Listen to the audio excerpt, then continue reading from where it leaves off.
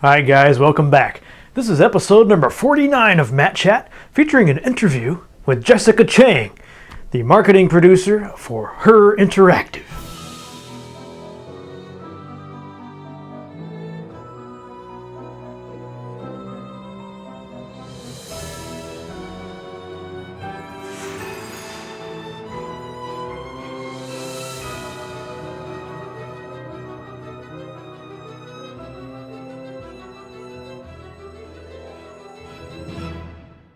Hi, I'm Nancy Drew.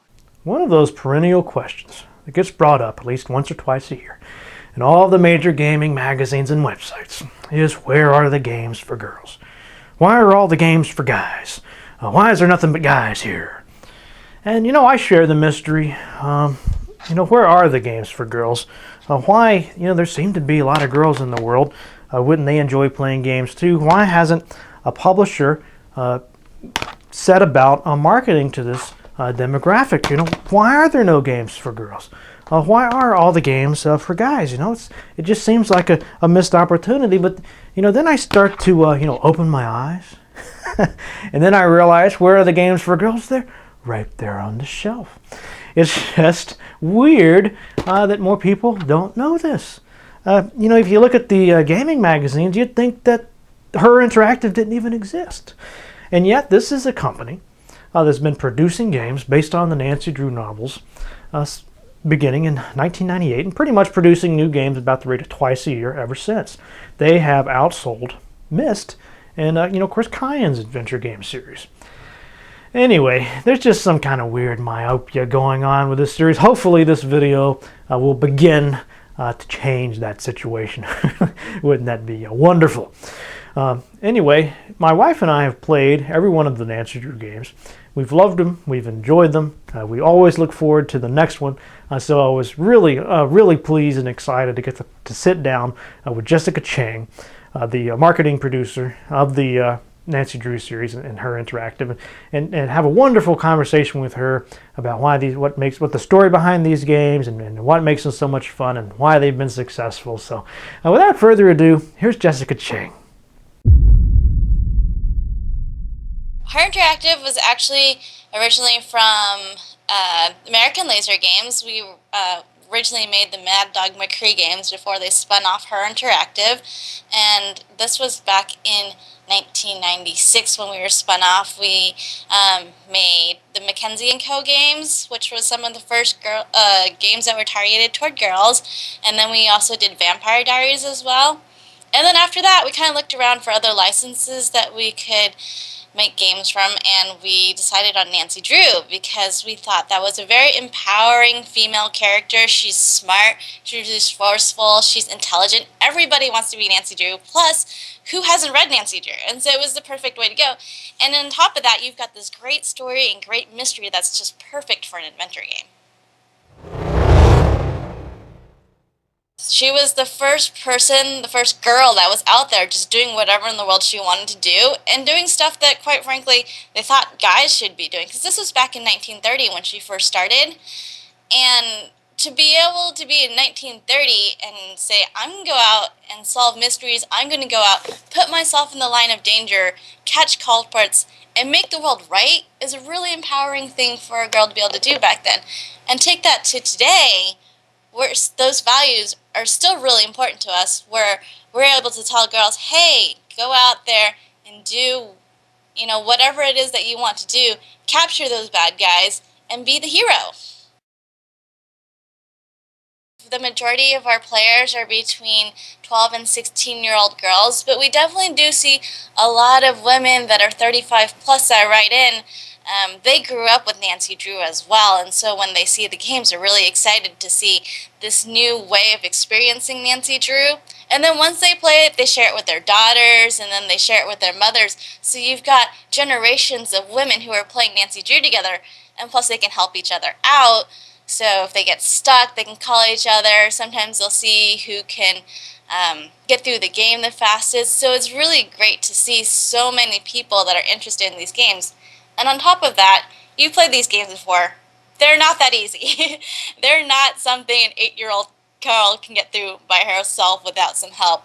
And so this is a perfect opportunity for a lot of people of all ages to try to give their brain a workout and see how smart are you compared to Nancy Drew. You know, are you smart enough to be Nancy? I think it's amazing to see how far we've come from the very first game to now, and I think that we've got a wealth of knowledge that we've accumulated just by talking to our fans and learning about what they like and what works best. Dear Dad, who would have dreamed taking a semester off to visit Aunt Eloise in Florida would result in another case? Seems a student was murdered at the high school last night. And Daryl Gray, the student council president, found the body. When Aunt Eloise heard, she rushed me right over and introduced me to the principal. He asked if I would try to find out who did it and why. So it's undercover I go. My only contact is Daryl, so I'm off to solve a murder. I'm calling this case Secrets Can Kill. Love, Nancy. Our series has sold over 7 million units since 1998. We are the #1 selling adventure series, if you can believe that. We've sold more copies of our series than Myst or Harry Potter. We've got 21 games, so that's actually quite a few. If Myst had 21 games, they'd probably be outselling us, but that's not the case. Our best-selling game, actually, is Treasure in Royal Tower. This was our 4th game. It's been around for a very long time, and it just has such resonance with the fans. They love Marie Antoinette. She's a huge favorite of theirs, and they also like the fact that this was kind of a creepy game. You're wandering this old castle, there's all these passageways, and they really liked the way that the story plays out. Hello, Miss Drew. Did you get squared away upstairs? Girl gamers, they just really want a good game. You know, although their play styles are slightly different from boys, they have different motivations. I think when it comes down to it, you can kind of say that a lot of things that guys like in games, for instance, a good story is something that they like. You hear a lot of people raving about, you know, BioShock 2, Final Fantasy. Those are all games with great stories. Would girls like that? Absolutely. And I think that Nancy Drew has a great story and it has a great mystery, and that's why girls like playing that. I think that if you took some of the mechanics and some of the complexity out of Final Fantasy and BioShock, and a little bit of the violence probably took that out, you would find a game that was also appealing to girls. I think that they want a reason for their violence. If there is a reason that they're killing something, it's to protect, perhaps. I think that it's hard for them to be interested in violence because what we played as younger girls was more nurturing, I would say, than what boys were playing, because of the play patterns that girls develop when they're younger. As they get older, they kind of keep some of those play styles where they're into nurturing things, and that's where you see Sims being such a huge franchise. Females should play more games, and I think that they should definitely think about gaming as a career because it is so much fun. I mean, I get to sit around and play casual games and video games as part of my job. And it's just the environment is so different than a lot of other places where we're here to make people happy when they're playing, to forget and to empower them at the same time, so that they feel like they're Nancy Drew. How awesome is that? I think that my message to girls would be, you know, don't shy away from the math. Don't shy away from the science. Go out there and do what you're good at. And you know what? Have fun doing it. And I think that especially in gaming, you're probably one of the few girls out there that are gaming. You're probably one of the few female game designers.